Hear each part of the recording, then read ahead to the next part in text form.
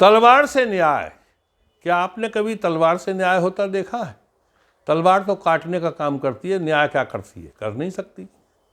परंतु यहाँ हम आपको ऐसी कहानी प्रस्तुत करने जा रहे हैं जिसमें तलवार ही न्याय करती है। यदि कहानी आपको पसंद आए तो सब्सक्राइब करें और दोस्तों से भी शेयर करें। उज्जैन के राजा, भारत में उज्जैन नाम की महाकाल की नगरी है। भगवान शिव महाकाल का वहाँ विशालतम मंदिर है। वहाँ के राजा विक्रमादित्य हुए। तो उज्जैन के राजा विक्रमादित्य एक दिन दरबार में बैठे हुए थे। उसी समय वो न्यायकारी दयावान राजा थे।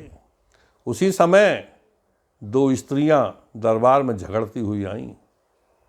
एक स्त्री की गोद में एक बच्चा था, 2-2.5 वर्ष का लगभग बच्चा था, और दूसरी स्त्री उससे झगड़ रही थी, छीन रही थी। कह रही थी ये बच्चा मेरा है, पहली कह रही थी मेरा है।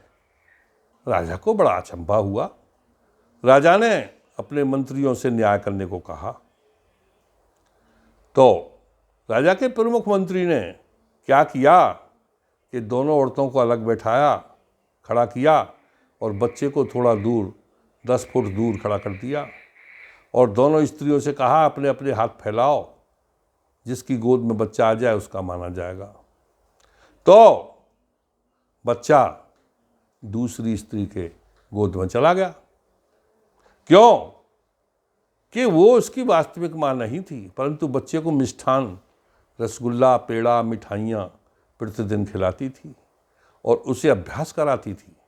दिखा करके उसको हाथ फैला करके बुलाती थी तो तुरंत आता था।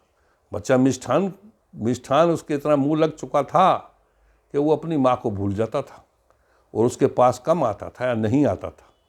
परंतु जो उसकी माँ नहीं थी, उसे मिष्ठान खिला खिला करके हिला रखा था, वो उसे तुरंत बुला लेती थी। इसी कारण वो बच्चा उसकी गोद में जा बैठा।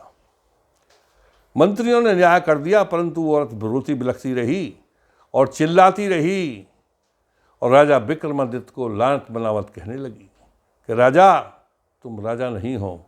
मैंने सुना था विक्रमादित्य एक न्यायकारी राजा है, तुम तो अन्यायी हो। तुम्हारे मंत्रियों ने न्याय नहीं किया है, मैं संतुष्ट नहीं हूं तुम्हारे न्याय से। पुत्र ये मेरा ही है। तो राजा ने कुछ आत्ममंथन किया। आत्ममंथन और चिंतन करने के बाद राजा विक्रमादित्य नौकर से बोले कि जाओ मेरी तलवार उठाकर लाओ।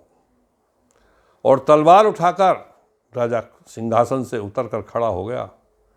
बोला ठीक है, अब मैं न्याय करता हूँ।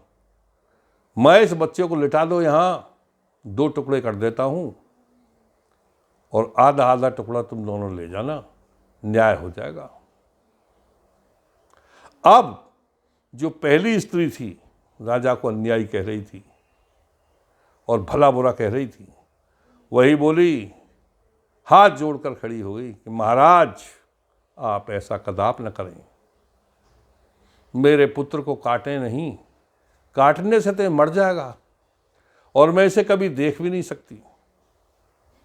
आप में बच्चा तो यद्यपि मेरा ही है, परंतु इस दूसरी स्त्री को ही दे दें, कम से कम ये पालेगी, ये मेरा पुत्र जिंदा रहेगा तो मैं इसके दर्शन तो करती रहूँगी, इसे देखती तो रहूँगी कि मेरा बेटा कैसा है, चाहे वो इसकी गोद में ही पले, परंतु मेरे पुत्र को काटिए नहीं। और ऐसा कह करके वो पहले राजा के पैरों में झुकी कि महाराज माफ़ कर दीजिए, और फिर उसने खड़े होकर के राजा का तलवार वाला हाथ पकड़ लिया कि नहीं महाराज नहीं, कदाप नहीं, इसी को दे दीजिए। राजा अब समझ चुका था कि माँ की अंतरात्मा क्या होती है। राजा विक्रमादित्य ये समझ चुके थे। तो कोई भी माँ ममतावश अपने पुत्र को कटना या मरना नहीं देख सकती, उसका खून नहीं दे सकती। क्यों? कि उसने खून से उस पुत्र को सींचा है, उसके खून से सिंचाई हुई है, उसका खून उसने पिया है, उसका खून बच्चे के अंदर है और वो बच्चे का खून होते देख ले, कटता हुआ देख ले, ऐसा असंभव है। तो स्त्री बिलख पड़ी। राजा उसी क्षण समझ गया कि जो स्त्री बिलख रही है और तलवार के हाथ को पकड़ रही है। पुत्र उसी का है।